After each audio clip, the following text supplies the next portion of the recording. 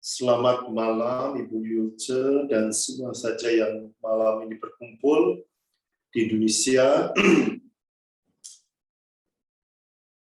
Kita semua sudah memulai doa malam ini dengan rosario, menyapa Bunda Maria, menyapa Bapak Yosef sebagai keluarga Kudus Nazaret.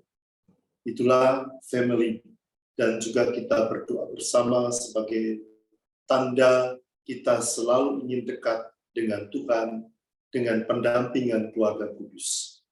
Ini juga merupakan cinta kita kepada Tuhan dan kepada sesama. Malam ini, tema yang saya angkat, di mana hartamu, di situ hatimu. Jadi dua kata, harta dan hati, yang hampir mirip tetapi berbeda, tapi sekaligus ternyata berkaitan erat. Untuk itu saya akan memulai dengan ini kutipan ya dari teks Injil Matius bab 6 ayat 19 sampai dengan ayat 24.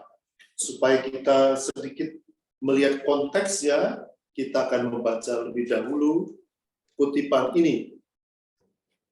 Nanti dari sini kita akan mencoba memetik pesannya untuk hidup kita. Saya akan membacakan dari Matius bab 6 ayat 19 sampai dengan ayat 24. Janganlah kamu mengumpulkan harta di bumi. Di bumi ngengat dan karat merusakkannya, dan pencuri membongkar serta mencurinya. Tetapi kumpulkanlah bagimu harta di surga. Di surga, ngengat dan karat tidak merusakkannya, dan pencuri tidak membongkar serta mencurinya. Karena di mana hartamu berada, di situ juga hatimu berada. Mata adalah pelita tubuh. Jika matamu baik, teranglah seluruh tubuhmu. Jika matamu jahat, gelaplah seluruh tubuhmu. Jadi jika terang yang ada padamu gelap, betapa gelapnya kegelapan itu. Tak seorang pun dapat mengabdi kepada dua tuan, karena jika demikian, ia akan membenci yang seorang dan mengasihi yang lain. Atau ia akan setia kepada yang seorang dan tidak mengindahkan yang lain. Kamu tidak dapat mengabdi kepada Allah dan kepada Mamon.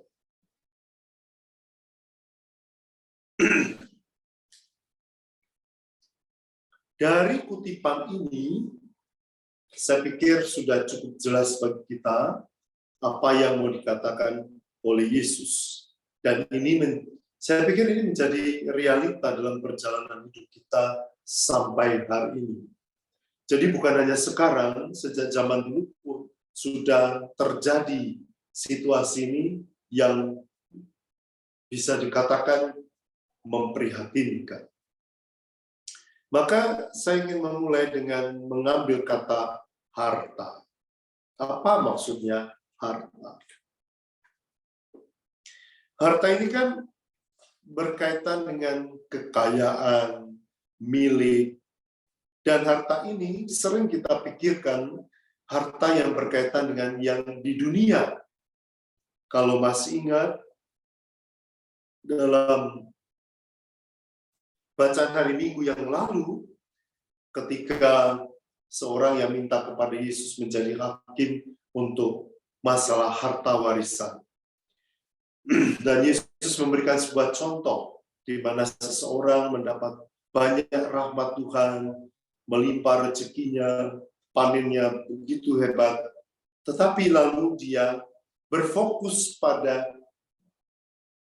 harta itu, kepada panen itu, pada kekayaan itu, maka dia bilang, aku sudah ini, aku akan menyimpan di dalam lubungku, aku akan beristirahat, semua berfokus pada aku. Tidak lagi melihat siapa yang memberinya, dari mana itu semua datang. Ini poin penting juga bagi kita. Kita bisa makan, bisa minum, bisa bernafas, bisa punya rumah, bisa belanja, dan macam-macam. Kadang-kadang kita merasa itu, ini kan usaha saya, ini kerja keras saya. Nggak ada hubungannya dengan orang lain, dan juga nggak ada hubungannya dengan Tuhan. Nah, disinilah mulai titik bahaya muncul. Tidak ada dalam hidup kita ini yang tidak kita terima dari Tuhan. Semua itu adalah karunia. Hidup ini adalah karunia. Maka Yesus tadi mengatakan, harta dunia ini sementara, ngengat karat akan menghabiskannya. Lihatlah berbagai macam kejadian kita sekarang, rumah mewah dalam sekejap saja hancur karena terbakar. Mobil mewah hancur. Banyak hal yang terjadi dalam dunia ini sebenarnya menjadi tanda zaman yang membuka mata kita akan realita bahwa hidup itu sementara dan semua yang kita punya itu sementara. Maka jangan terikat pada yang sementara. Kalau kita terikat pada yang sementara, maka itulah yang terjadi kekhawatiran, ketakutan, seperti dalam Injil pada hari Selasa ini. Jadi tadi pagi di sana, dan pagi ini di Toronto. Yaitu ketika para murid di atas perahu mulai kena angin badai, mereka ketakutan, dan Yesus muncul pun dilihat sebagai itu hantu. Matanya sudah tidak melihat pada Yesus, tapi melihat hanya pada realita kehidupan. Inilah saudara sekalian yang menjadi catatan Yesus pada hari ini, yaitu jangan terikat pada harta dunia, pada hal yang sementara. Dan realitanya, manusia seringkali justru menumpuk harta dunia. Kadang-kadang keluarga-keluarga pun menjadi rusak karena ribut masalah uang, masalah harta, masalah warisan. Sehingga terjadilah perpecahan. Maka dalam akhir Injil tadi, Yesus mengatakan, kamu nggak bisa mengabdi kepada Allah dan kepada Mammon. Mammon itu mewakili semua yang bersifat duniawi dan sementara. Lalu ada yang bertanya, kalau begitu kita nggak boleh kaya dong, kita nggak boleh kerja. Bukan itu maksudnya.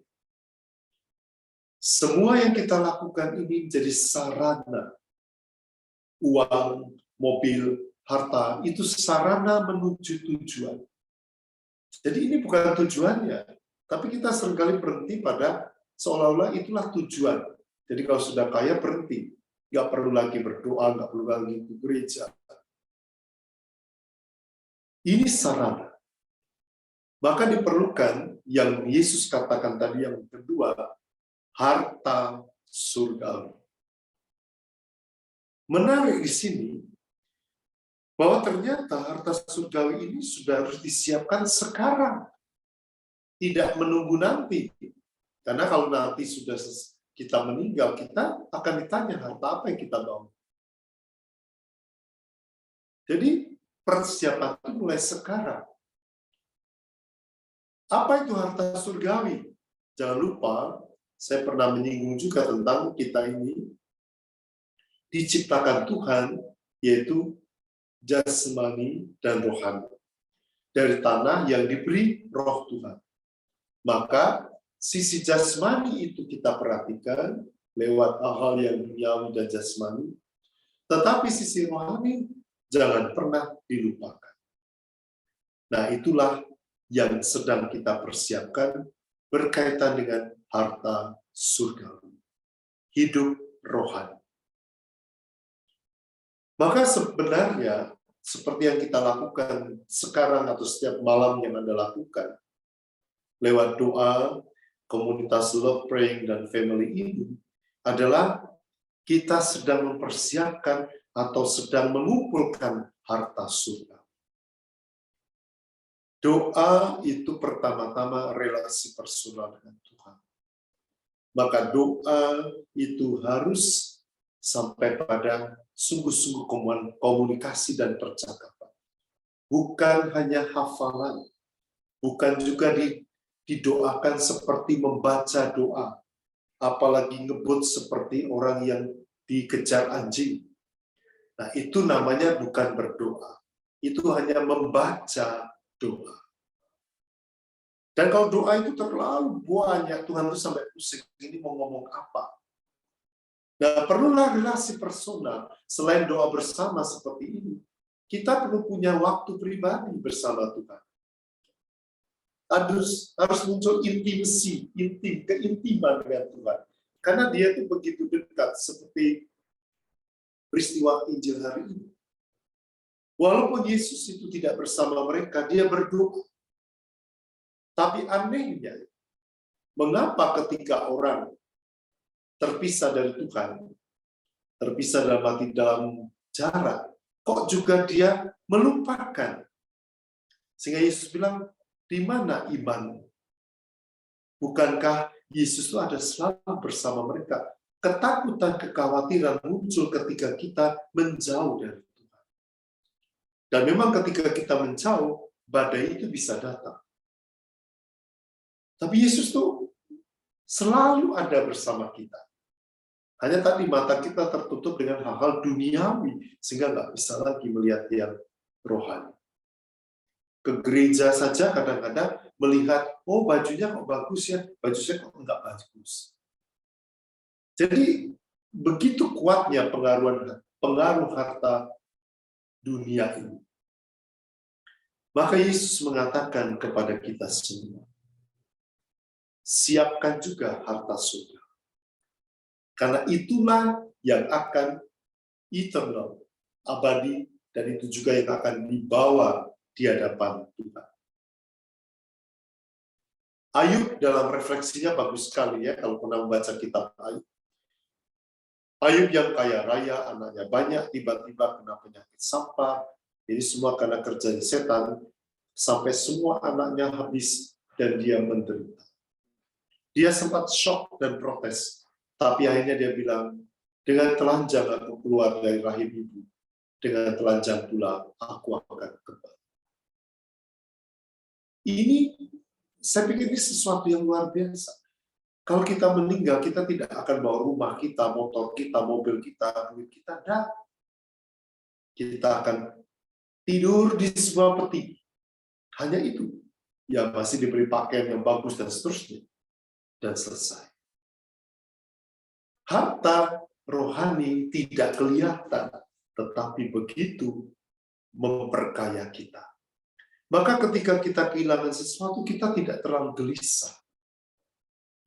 Karena ada yang lain yang selalu bersama saya. Ini poin pertama mengenai harta dunia dan harta surga.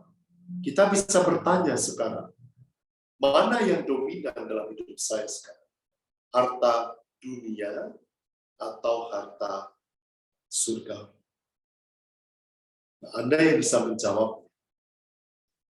Apakah ketika saya bangun pagi, pertama-tama saya mengecek HP, atau saya bersyukur atas nafas baru yang Tuhan berikan? Apakah ketika mau tidur, saya bersyukur, mohon rahmat pengampunan dan mohon berkat tidur, atau saya masih sibuk dengan macam-macam hal lain, yang akhirnya kita tertidur tanpa mengucapkan salam kepada Tuhan. Nah, lalu poin kedua yang tadi diungkapkan oleh Yesus, karena di mana hartamu berada, di situ juga hatimu berada. Ini benar sekali. Karena ketika kita berfokus pada harta, maka kita selalu perhatiannya ke sana. Kita perhatian ke sana. Misalnya, saya punya simpanan uang misalnya, di bawah bantal atau di bawah kasur. Selalu khawatir, was-was, masih ada nggak ya? Masih ada nggak ya? Atau saya pergi jauh, aduh rumah saya bagaimana ya? Jadi selalu kepikiran ke sana. Ke sana terus. Maka hatinya itu di harta itu. Dan ini saudara sekalian sangat berbahaya. Karena lalu kita, dalam hidup kita, fokusnya berubah. Ingat ketika Yesus menegur Yudas sekali. Ketika Yesus kakinya diminyaki dengan minyak narwastu yang mahal itu oleh seorang wanita. Yang si Yudas dalam hati mengatakan, oh, sayang sekali minyak itu mahal. Kalau dijual katanya bisa diberikan kepada orang miskin. Dia bilang kepada Yesus. Yesus jawab, Yudas, orang miskin memang ada padamu, tapi aku tidak ada padamu. Hatimu terfokus pada uang, bukan orang miskin. Uang, karena kita tahu, dia begitu terarah atau begitu terlalu banyak perhatian kepada uang. Bahkan Yesus pun dia jual dengan 30 perak itu, harga seorang budak. Kata-kata Yesus ini juga perlu kita renungkan ya. Orang lain harta itu ada padamu, tapi aku tidak ada padamu. Maka Yudas tidak pernah berpikir tentang Yesus, tapi berpikir tentang harta itu. Nah, kita bisa berefleksi juga di sini, benar nggak? Pada hari Minggu di mana kita bisa ke gereja dan ada misa, kita bisa pilih Sabtu sore, Minggu pagi, Minggu sore, tapi ternyata nggak bisa satupun karena kita akan ada acara, pesta dan seterusnya. Jadi sebenarnya, dan kita udah excuse ya, cuma sekali kok Tuhan, nggak sering-sering. Dan itu menjadi, karena kita kan bilang Tuhan baik, Maha Pengampun, Maha Pengasih. Tapi lalu kita berlaku seenak. Sebenarnya, hati kita tidak pada Tuhan. Hati kita ada pada hal-hal duniawi yang menyenangkan secara sementara. Hati menjadi pusat hidup. Hati dalam bahasa Indonesia ya sebenarnya adalah jantung. Maka kalau kita lihat di sini Yesus membuka jantungnya. Tapi dalam bahasa Indonesia kan kalau pakai kata jantung jadi aneh. Heart itu kan jantung, core itu jantung. Itu menunjukkan pusat di mana kita menyimpan segala sesuatu yang paling dekat. Maka sering dikatakan dalam pepatah Indonesia, buah hatiku, jantung hatiku. Engkau selalu ada di hatiku. Ungkapan itu menunjukkan apa? Kedekatan pribadi, kedekatan personal.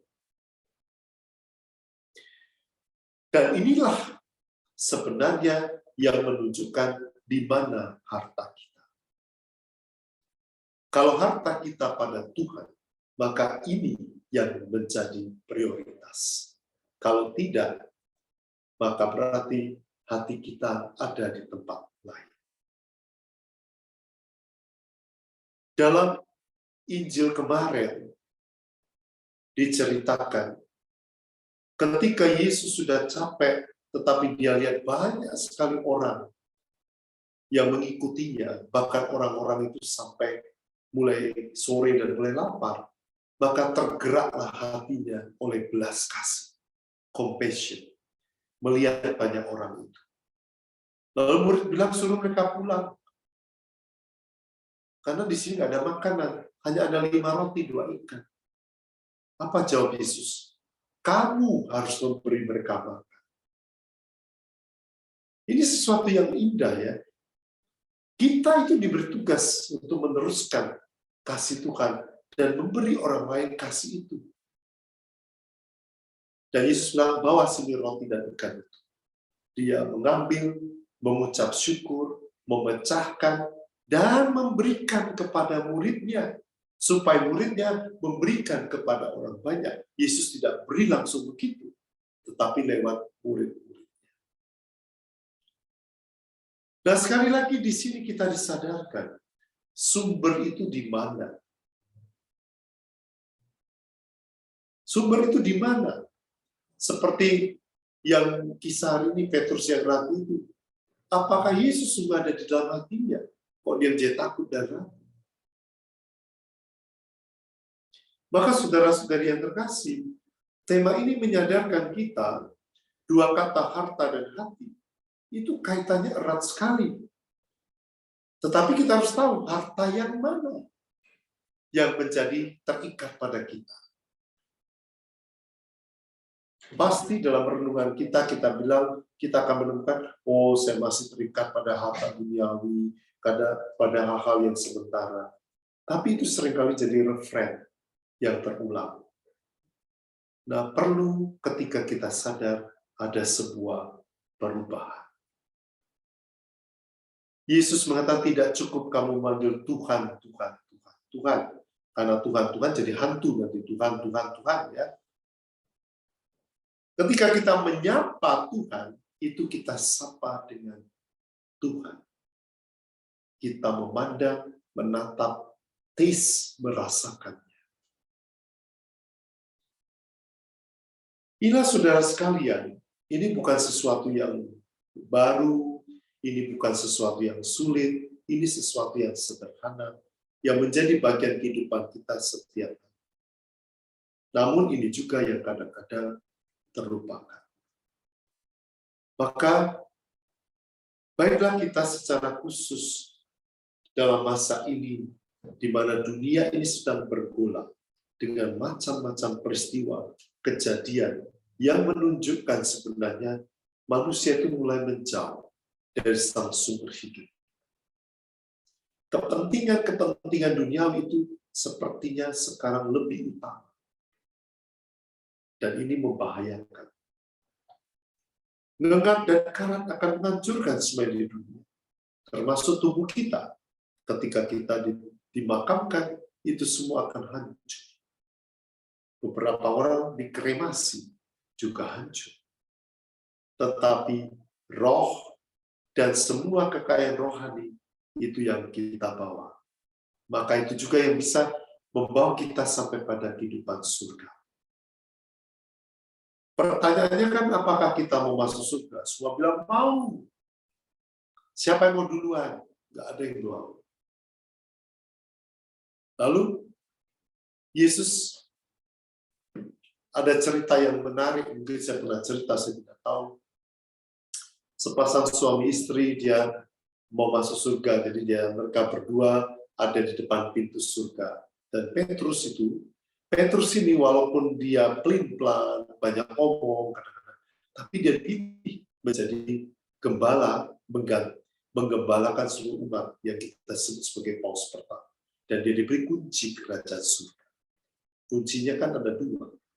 Apa yang dibuka di dunia, dibuka di surga. Nah, ketika suami istri ini di depan pintu surga, dia ketok-ketok. Terus Petrus lihat, oh ada sepasang.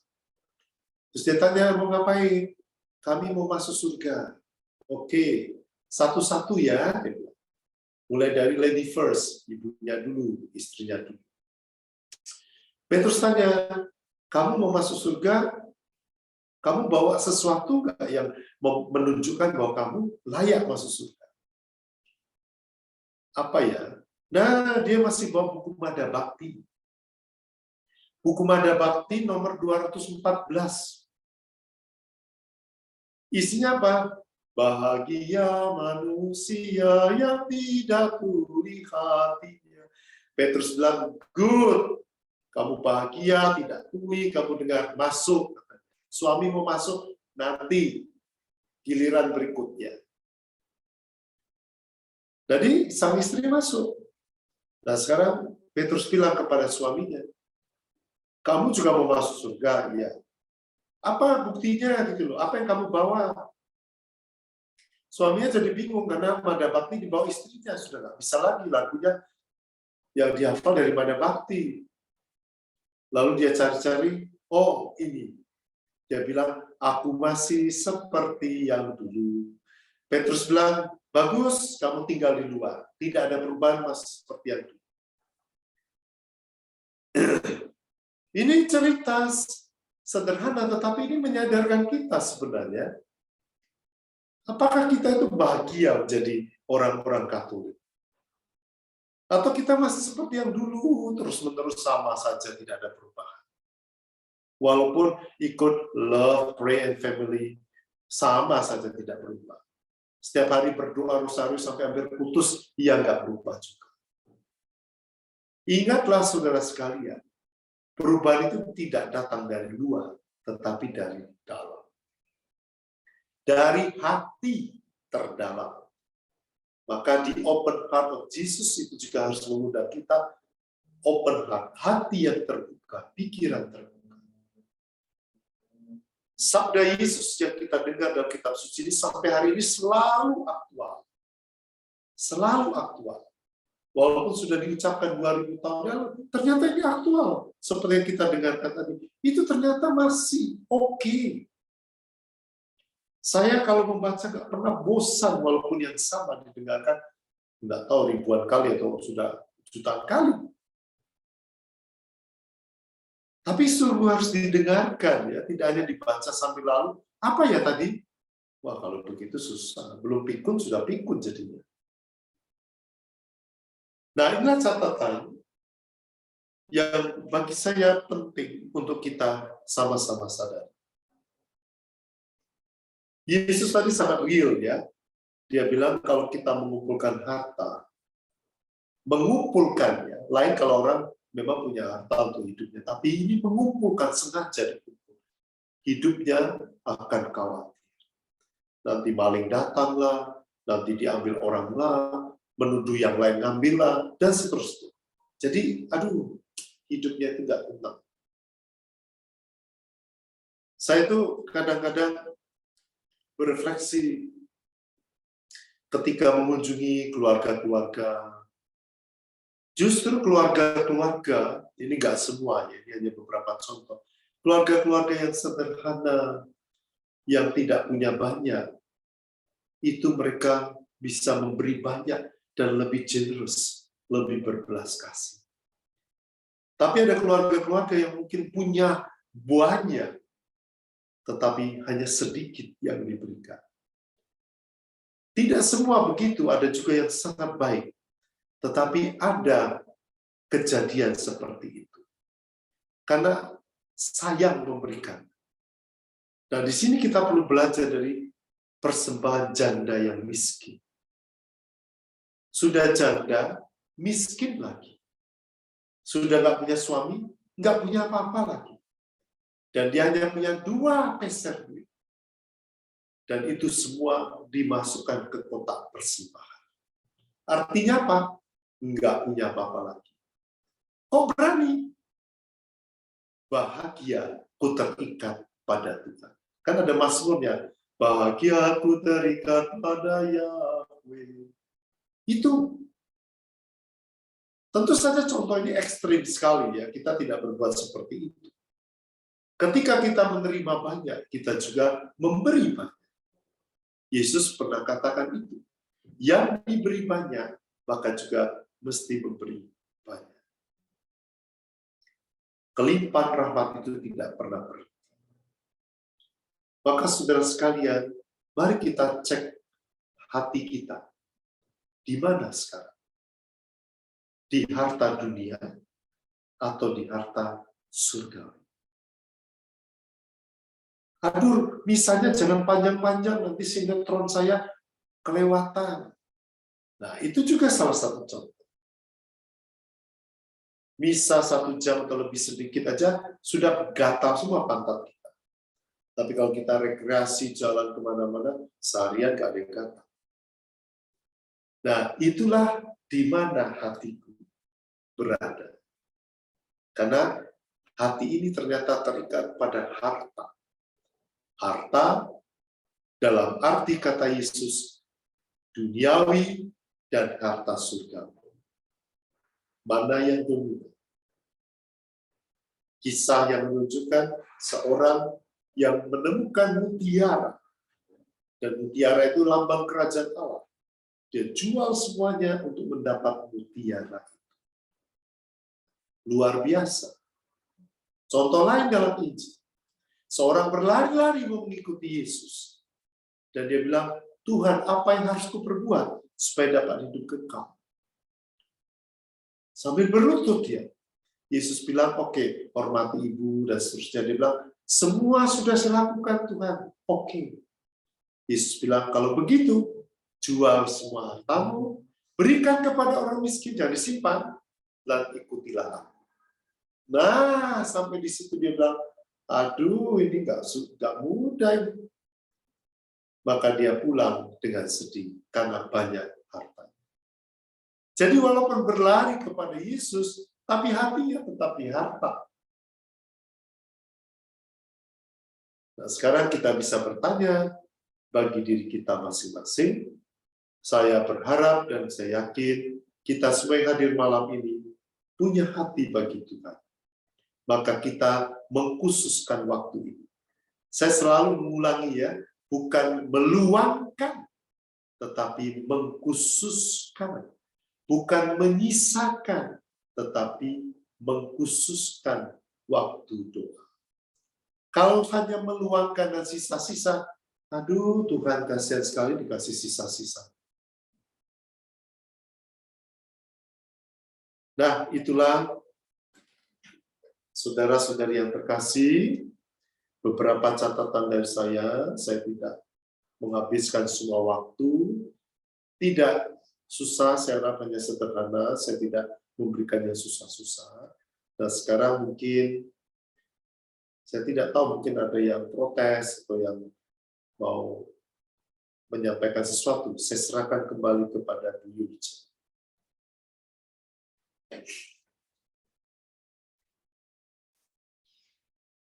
Terima kasih banyak, Pastor Juliwan, untuk pengajaran bagi kami, karena ini satu pengajaran yang sangat dalam ya Pastor.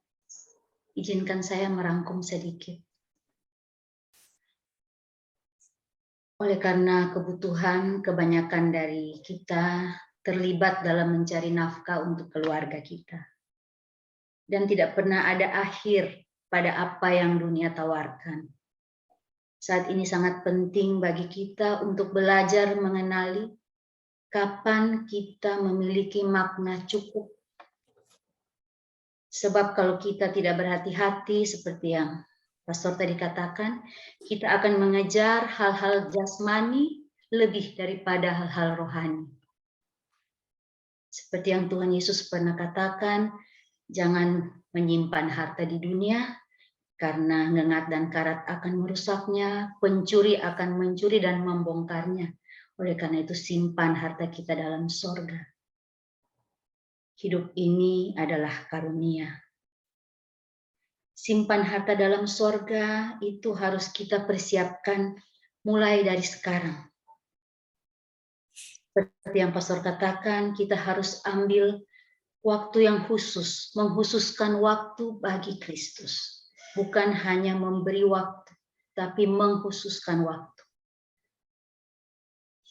Berdoa dalam apa saja yang kita akan lakukan. Mungkin itu hal-hal sederhana, juga menyediakan waktu juga untuk keluarga kita, karena keluarga itu adalah inti daripada kehidupan kita. Keluarga itu juga yang membuat kita bisa lebih berarti. Kita bisa melayani Tuhan dengan lebih baik, dengan sepenuh hati. Di situ hatimu berada, dalam hati kita, jantung itu ada cinta, ada perasaan, ada ketakutan, ada kekhawatiran apabila itu kita terlibat dalam harta duniawi. Karena hati yang sudah terpikat akan harta akan semakin tertarik lebih dalam dan lebih dalam lagi. Tuhan mau kita investasikan harta kita di sorga. Kekayaan yang sejati itu adalah cinta kasih, sukacita, damai sejahtera. Ini jauh lebih berharga daripada seluruh harta yang ada dalam dunia. Oleh karena itu pertanyaan, apa yang dominan dalam hidup kita saat ini, bisa kita jawab dalam hati kita masing-masing. Harta dunia tidak bisa membeli kerajaan sorga. Oleh karena itu, di mana hartamu berada, di situ hatimu berada.